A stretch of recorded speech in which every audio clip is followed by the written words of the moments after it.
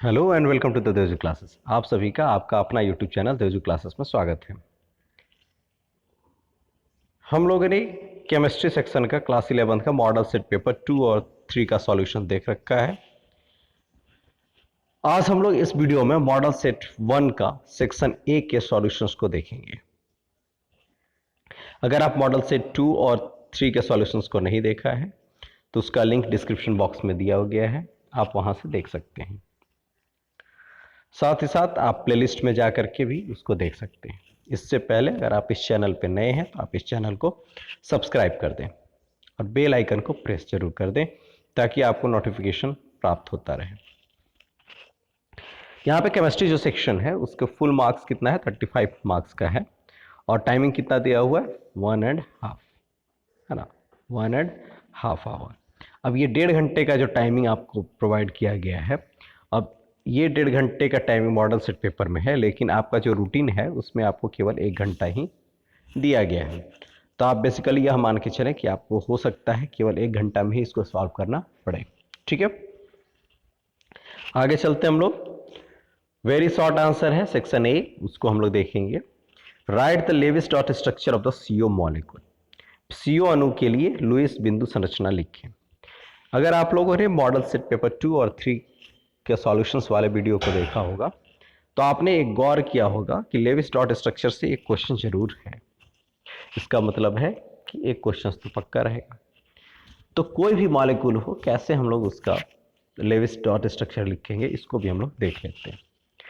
CO अणु के लिए लुईस बिंदु संरचना एक ही चीज़ है, हिंदी मीडियम वाले बच्चे आप समझ लेंगे इसको।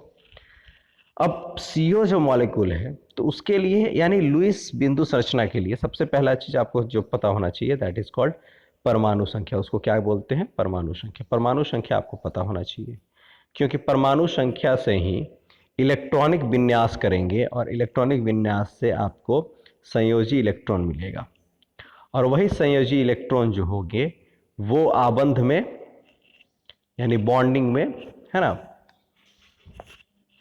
काम आएंगे। क्लियर है?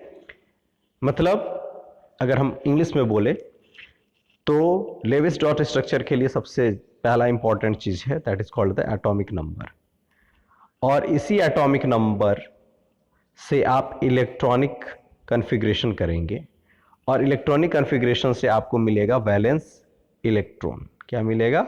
Valence electron. और that valence electron is responsible for making bond between the elements of the molecules. ठीक है, तो आइए हम लोग देखते हैं। जैसे CO है, क्या है? CO। तो O का कितना वैलेंस इलेक्ट्रॉन होगा? जैसे हम क्या बोले, आपको सबसे पहले एटॉमिक यानी परमाणु संख्या पता होना चाहिए। तो कार्बन का कितना है? 6 है, तो क्या हो जाएगा? 2 और 4। ऑक्सीजन का क्या होगा? 8 है, तो 2 और 6। तो इसका 6 गो इलेक्ट्रॉन, वैलेंस इलेक्ट्रॉन कितना हो गया? 6। 6 इलेक्ट्रॉन यहाँ पे हो गया। इसका 4, तो इसका वैलेंस इलेक्ट्रॉन 2 और 2, 4। क्लियर है?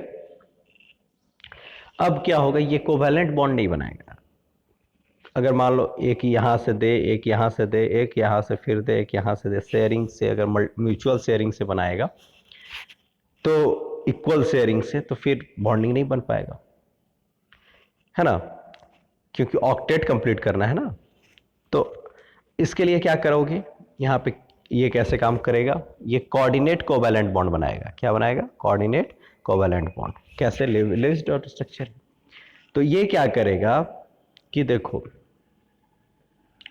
पहले ये 2 यहां से आया उठ के, ये 2 यहां से आ गया और ये 2 यहां से आया, बोला चलो, तो ये बोला 2 2 4 2 6 2 8, है ना, 2 2 हो गया, 2 4 2 6 और 2 8। 1 मिनट, ये बिंदु से और कंफ्यूजन हो जाएगा।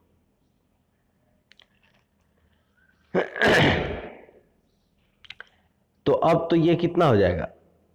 8 हो गया, लेकिन ये कितना हो जाएगा? 4 और 2 6 हुआ, ऑक्टेट नहीं हुआ कंप्लीट। तो क्या करेगा कि भैया बोलेगा कि ऐसा करो कि तुम 2 इलेक्ट्रॉन और दे दो। तो ये 2 इलेक्ट्रॉन क्या दे दिया? यहाँ पे आ गया। ये दोनों इलेक्ट्रॉन उठ करके यहाँ पे आया। क्लियर है? तो अब कितना हो जाएगा? 3 3 6 और 2 इलेक्ट्रॉन यहाँ पे इसका बचा हुआ है और इसका भी 2 इलेक्ट्रॉन बचा है और 6 और 2 8, ये भी ऑक्टेट कंप्लीट किया और ये भी ऑक्टेट कंप्लीट किया। यानी कोई जरूरी नहीं है कि इक्वल इक्वल शेयर करोगे, है ना।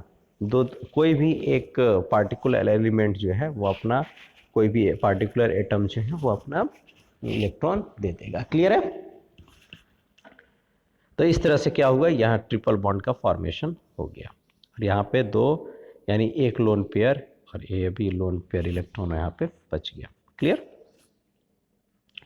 तो ये है Lewis dot structure of CO molecule. Next question देखिए, the value of enthalpy change for the exothermic reactions is always. ऊष्माक्षेपी अभिक्रियाओं के लिए इंथैल्पी परिवर्तन का मान हमेशा क्या होता है। जैसे मान लो ए क्या दे रहा है, बी दे रहा है, यानी ए रिएक्टेंट्स है और बी उत्पाद है, ए रिएक्टेंट्स है और बी प्रोडक्ट्स है, ए अभिकारक है और बी उत्पाद है, हिंदी मीडियम वाले, है ना। तो अब देखिए यहाँ पे ए से बी की तरफ जा रहा है। अब एक्सोथर्मिक रिएक्शन में क्या देगा, हीट इवॉल्व होता है। क्या होता है, हीट इवॉल्व। ठीक है।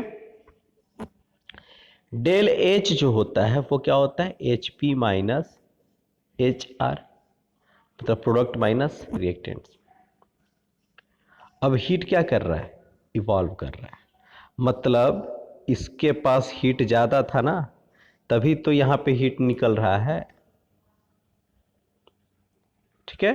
तो हीट जब निकला तो ये इसी में से हीट एनर्जी क्या होगा, ट्रांसफर हुआ। तो जब इसमें से निकला तो इसका मतलब क्या है, इसका एच आर इंथैल्पी जो है वो क्या है, ज़्यादा है। किससे, बी से। यानी प्रोडक्ट का जो इंथैल्पी है उससे रिएक्टेंट्स का इंथैल्पी क्या है, ज़्यादा है। तो जब ये ज़्यादा होगा तो आंसर क्या होगा, पॉजिटिव की निगेटिव, तो निगेटिव होगा। क्लियर है, बात समझ में आ गई।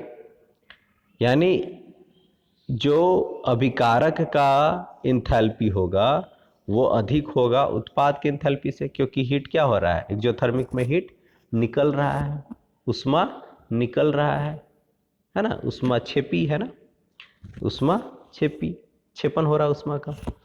तो क्या हो जाएगा, ऋणात्मक। अगर उस उष्मा अवशोषी क्रिया होता, अभिक्रिया होता, मतलब इसको हम हीट देते, इसको हीट देते, हीट इसको दिए, तब हीट या बढ़ जाएगा, तो कौन बढ़ जाएगा, एच पी बढ़ जाएगा। क्लियर है ना। इसके पास हीट कम है, हम एडिशनल दे रहे हैं तब ना बढ़ रहा है यहाँ पे, तो कौन बढ़ा, एच पी बढ़ जाएगा। तो उस समय क्या हो जाएगा, जब एच पी बड़ा होगा तो कौन आ जाएगा, पॉजिटिव आ जाएगा। ये कब होगा, जब इंडोथर्मिक रिएक्शन होगा या फिर उष्मा अवशोषी अभिक्रिया होगा। क्लियर है। सेम कंडीशन तुम्हारा इंटरनल है ना, चेंज, इंटरनल एनर्जी चेंज में भी होता है, आंतरिक ऊर्जा परिवर्तन में भी। क्लियर है। तो the value of enthalpy change for the exothermic reaction is always negative, यानी ऋणात्मक होता है। समझ भी गए होंगे आप। नेक्स्ट क्वेश्चन क्या है, right the general electronic configuration of the group 13 elements. तो इसमें कुछ करना नहीं है, आप इलेक्ट्रॉनिक कॉन्फ़िगरेशन क्या है ग्रुप 13 एलिमेंट्स का देख लेना है ना। 1s2 2s2 2p, है ना, 1। ठीक है।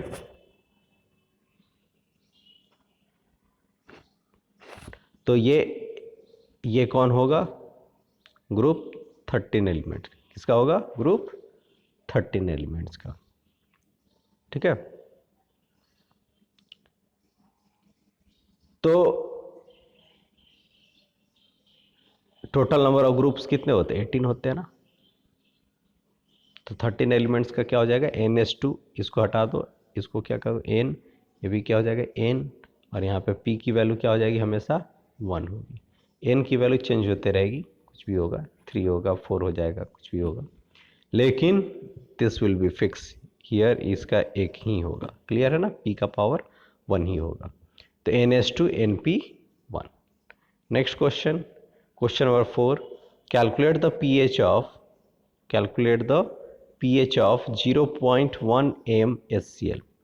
HCl डिसोसिएट करके H प्लस देगा, यानी क्या हो जाएगा, ये अर्नियस कॉन्सेप्ट के कारण ये हो जाएगा आपका एसिड हो जाएगा, अम्ल हो जाएगा। तो पीएच की वैल्यू कितनी है, मोलैरिटी कितनी दी हुई है 0.1, यानी मोल पर लीटर। यही तो कंसंट्रेशन होता है, सांद्रता यही होती है। एम का मतलब क्या हुआ, मोल पर लीटर, और इसी को बोलते हैं कंसंट्रेशन। और इस फॉर्मूला में H प्लस आयन कंसंट्रेशन है, यानी सांद्रता है। क्लियर है?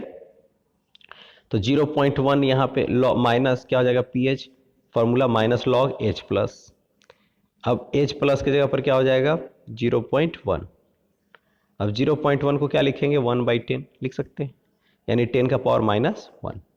अब लॉग 10 का पावर 5, तो क्या हो जाएगा 5 लॉग 10 होगा।